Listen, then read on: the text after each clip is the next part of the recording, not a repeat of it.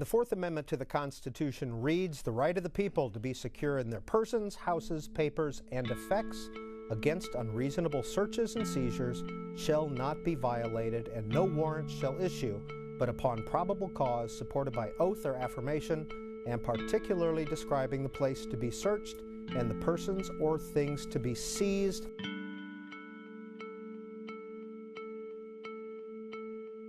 Former resident of Atlanta, Georgia, where I experienced firsthand a violation, not of mine, but of my roommate at the time, of his Fourth Amendment rights. Police approached our door and entered the property.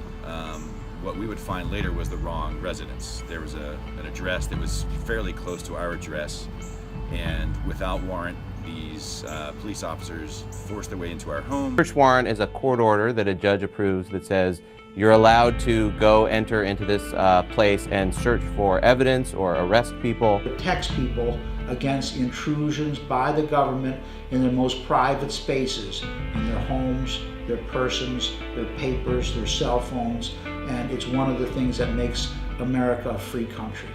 My residence and searched the premises, in which they found a small amount of marijuana and some drug-related paraphernalia in my roommate's room.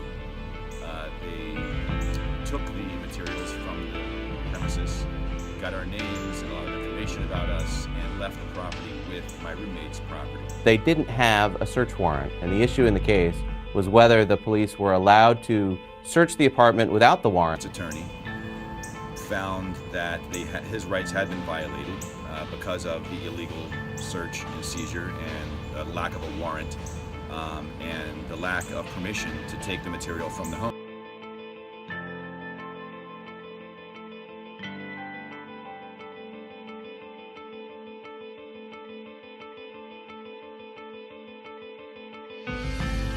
The amendment itself is not changing, but it's being applied to new situations.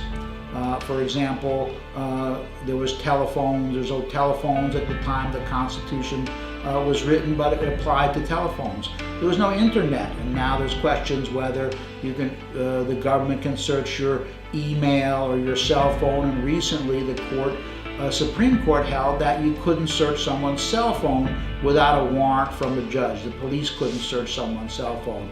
So the amendment is still the same, but it's being applied to new technology.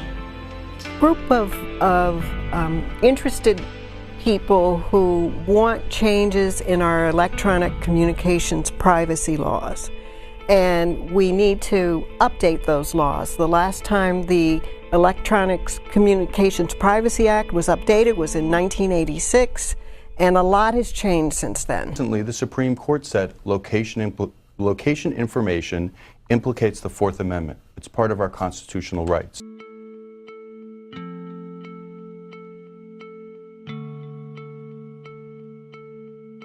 FBI obtain a warrant before accessing and reading Americans' email? It depends on the situation, but yes. A lot of information. I mean, your cell phone is communicating with the cell tower about every 7 seconds.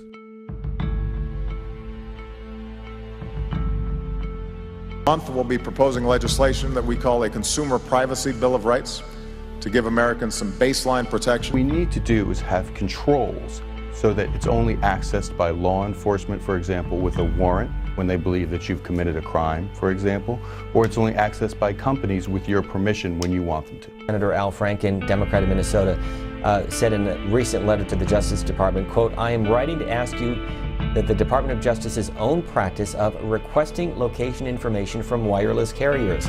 I am eager to learn about how frequently the department requests location information and what legal standard the department believes it must meet to obtain it. I would also like to know how the department may have changed these practices since the Jones decision." Can you elaborate? Sure. I mean, it's really striking. What Senator Franken is asking for is basic information. How often do you do this? What kind of investigations do you use it for? Are you getting reimbursed? It only serves the people because if you read it, it says the people have a right to be protected against unreasonable searches and seizures. It was written by the people to protect the people, and it is a people's amendment.